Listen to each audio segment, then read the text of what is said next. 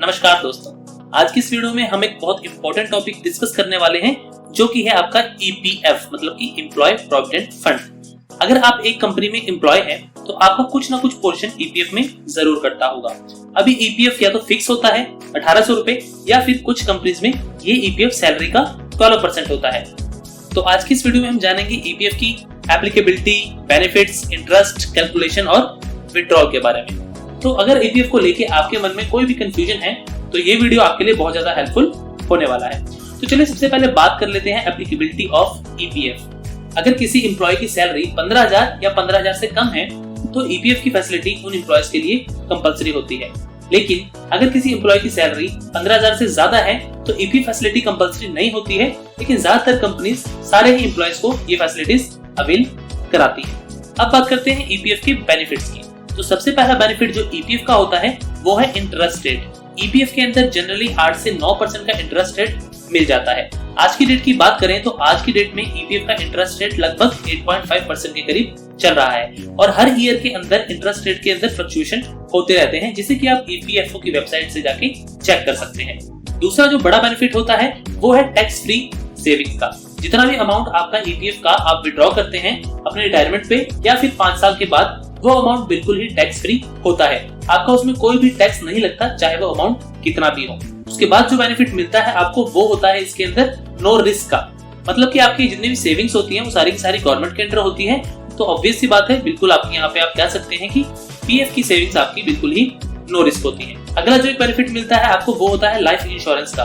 अगर ईपीएफ लेने वाले एम्प्लॉय की डेथ हो जाती है तो एम्प्लॉय की फैमिली को वो ईपीएफ का पूरा अमाउंट मिल जाता है। चलिए बात कर लेते हैं ईपीएफ की कैलकुलेशन के बारे में कि कितना पैसा ईपीएफ का आपकी सैलरी का कटता है और कितना पैसा आपका एम्प्लॉयर यानी कि कंपनी आपके ईपीएफ अकाउंट में डिपॉजिट करती है। आपका जो भी ईपीएफ का अमाउंट होता है वो एप्लीकेबल होता है आपकी बेसिक सैलरी के ऊपर। एम्प्लॉय और एम्प्लॉयर दोनों को इक्वल पैसा डालना होता है पीएफ अकाउंट के अंदर। अब ये पैसा किस रेशो में डालना होता है, आइए इसे समझते हैं। एम्प्लॉय की बेसिक सैलरी का 12% करता है ईपीएफ अकाउंट के अंदर और उतना ही पैसा एम्प्लॉयर को भी यानी कंपनी को भी डालना होता है पीएफ होल्डर के यानी कि एम्प्लॉय के अकाउंट के अंदर। बट इसे कंपनी दो हिस्सों में डालती है, एक ईपीएफ और दूसरा ईपीएस।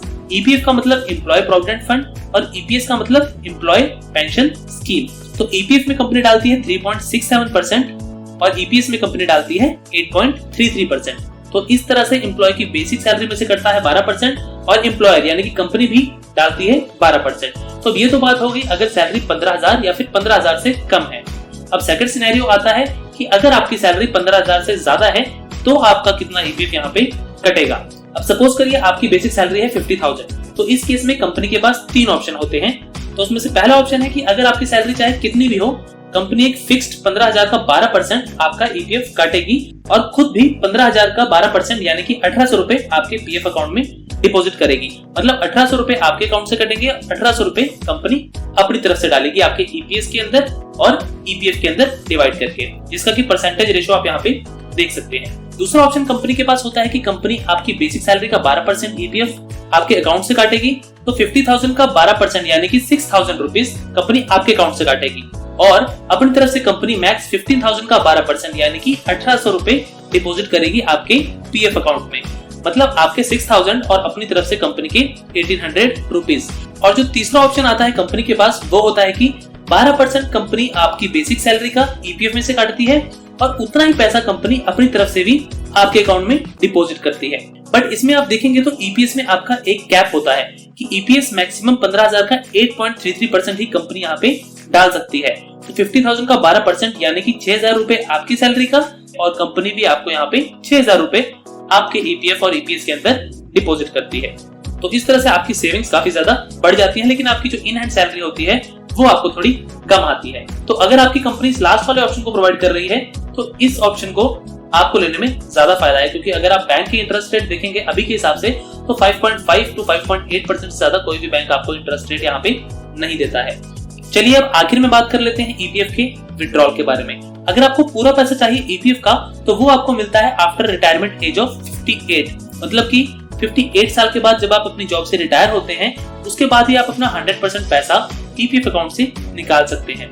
अगर आप उससे पहले अपने ईपीएफ अकाउंट से पैसे निकालने के लिए अप्लाई करते हैं तो आपको उस कंडीशन में 100% पैसा आपका नहीं मिलता है।